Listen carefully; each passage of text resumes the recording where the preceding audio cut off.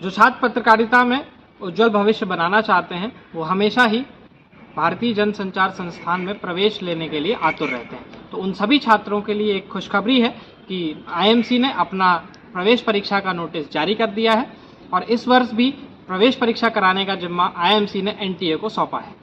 आपको बता दें, आईएमसी में 1 वर्ष का पोस्ट ग्रेजुएशन डिप्लोमा कराया जाता है, जिसमें कि 5 कोर्सेज होते हैं: हिंदी पत्रकारिता, अंग्रेजी पत्रकारिता, रेडियो एंड टीवी पत्रकारिता, एडवर्टाइजिंग एंड पब्लिक रिलेशन, और साथ ही पिछले वर्ष एक नया कोर्स आईएमसी द्वारा इंट्रोड्यूस कराया गया जिसका नाम है डिजिटल मीडिया। इसके अलावा आईएमसी 4 क्षेत्रीय भाषाओं में भी पत्रकारिता कराती है, जिसमें उड़िया, मलयालम, मराठी और उर्दू है। लेकिन इसकी जो प्रवेश परीक्षा है वो आईएमसी खुद आयोजित करती है और जो पहले 5 कोर्सेज मैंने आपको बताए उनके लिए वो एनटीए को जिम्मा सौंपती है। छात्रों की जो सबसे बड़ी समस्या रही है वह भारतीय जनसंचार संस्थान की प्रवेश परीक्षा को लेकर रही है। तो इसके लिए मिलिए रवि से, जो कि पिछले साल के सीयूईटी के टॉपर रहे हैं। तो रवि, आपका हमारे चैनल में स्वागत है। एंड रवि, सबसे पहले आप अपना परिचय हमारे दर्शकों को बताइए। धन्यवाद विवेक। मेरा नाम रविरंजन कुमार सिंह है। मैं बिहार के एक छोटे से ज़िले समस्तीपुर से आता हूँ और मेरी पढ़ाई लिखाई सब वहीं समस्तीपुर में ही हुई है। मेरा जो 12th था वो पीसीएम था, फिजिक्स, केमिस्ट्री और मैथ्स, साइंस बैकग्राउंड रहा है। इंजीनियरिंग की तैयारी कर रहा था। फिर उसके बाद ग्रेजुएशन में एडमिशन लिया पॉलिटिकल साइंस स्ट्रीम चेंज करके, और फिर मेरा मास्टर्स पॉलिटिकल साइंस में हुआ। और मास्टर करने के बाद मैं अभी फ़िलहाल भारतीय जनसंचार संस्थान नई दिल्ली के हिंदी पत्रकारिता विभाग का छात्र। रवि, मेरा आपसे अगला सवाल था कि इस प्रवेश परीक्षा की तैयारी आपने कैसे की और किन सब विषयों पर ज़्यादा ध्यान दिया, कैसे आपने तैयारी की, एक बार हमारे दर्शकों को बताइए। प्रवेश परीक्षा की तैयारी के लिए सबसे पहले उसका अगर हम सिलेबस देखते हैं सीयूईटी की, तो उसमें मुख्य रूप से 4 सब्जेक्ट हैं। एक तो करेंट है आपका, एक हिस्ट्री है, एक पॉलिटी है और एक मीडिया एप्टीट्यूड है।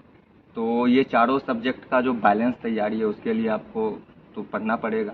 तो अगर जैसे इन सारे सब्जेक्ट्स की हम बात करें तो ये सारे सब्जेक्ट जैसे पॉलिटी है, हिस्ट्री है, ये तो बहुत बड़े सब्जेक्ट हैं।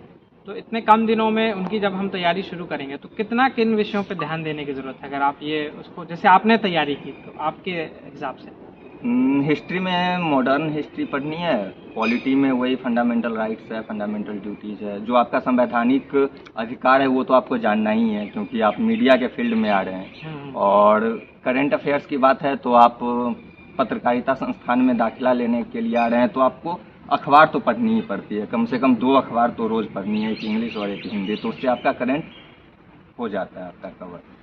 इस विषय में जैसे आपने 4-5 सब्जेक्ट बताए कि इन पे हमें काम करने की ज़रूरत है, पर कोई एक विषय जिस पर सबसे अधिक जोर देने की ज़रूरत है तो वो कौन सा है? मेरे ख्याल से अखबार आपको रोज़ पढ़नी चाहिए। मैंने बताया अभी कि 2 अखबार आप रोज़ पढ़िए, एक इंग्लिश की और एक हिंदी की।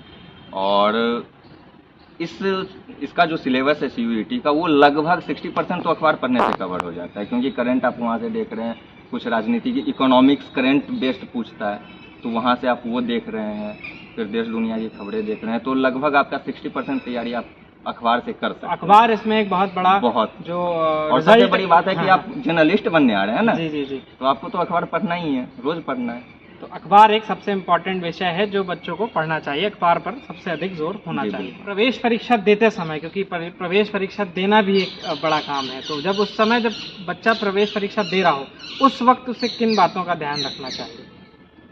पहले तो आपको प्रवेश परीक्षा देने से पहले आप प्रैक्टिस करके तो जा ही रहे होंगे, प्रैक्टिस करके जाइए।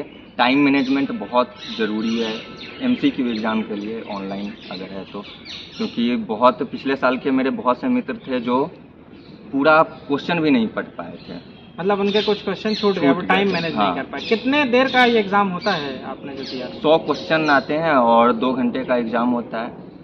हालांकि ये काफ़ी ज़्यादा समय, एसएससी में तो 100 क्वेश्चन 1 घंटे में करना होता है, तो 2 घंटे बहुत हैं, लेकिन आप कोशिश कीजिए कि आप 1.5 घंटे में 100 क्वेश्चन कर लें और आधे घंटे आप उसको रिवाइज कर लीजिए। और ज़्यादा पैनिक नहीं होना, कूल रहिए, ठंडे दिमाग से जाइए।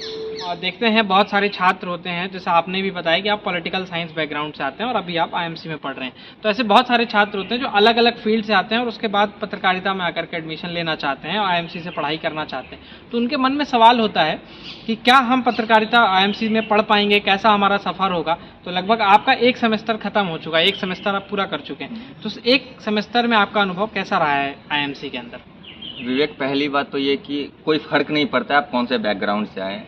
यहाँ बहुत बहुत से स्टूडेंट्स हैं जो अलग अलग बैकग्राउंड से, कोई इंजीनियरिंग करके आया है, कोई पॉलिटिकल साइंस से आया है, कोई हिस्ट्री से आया है, तो किसी को कोई फ़र्क नहीं पड़ रहा है।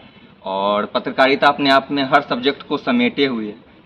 आपके अंदर बस एक जुनून होना चाहिए, समाज के प्रति रुचि होनी चाहिए, पढ़ने लिखने का शौक़ होना चाहिए, पत्रकारिता का जुनून होना चाहिए, और कुछ नहीं है। बाकी यहाँ ऐसा कुछ नहीं है कि आपको लगेगा कि मैं पत्रकारिता के बैकग्राउंड से नहीं हूँ तो मेरा कोई मतलब नुकसान है या मैं कहीं पीछे जा रहा हूँ। अच्छा। सब एक जगह पे हैं, सब एक जैसे पढ़ रहे हैं, इसमें कोई दिक्कत वाली बात नहीं है। प्रवेश परीक्षा की तैयारी कर रहे छात्रों को आप क्या सुझाव देना चाहेंगे रवि?